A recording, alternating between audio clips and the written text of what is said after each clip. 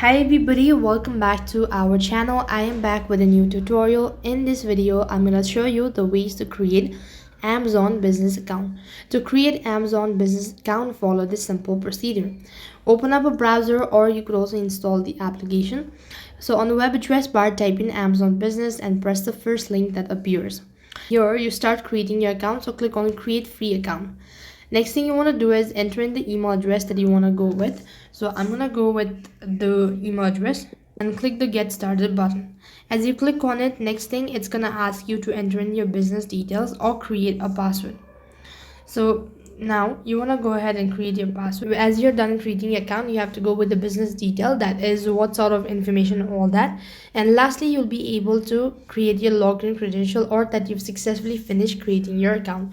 So just go to this link, follow the prompt, and you'll be able to create Amazon business account. That's all for this video. I hope the video was helpful. Make sure to like, share and subscribe to our channel. Thank you for watching. See you in the next video.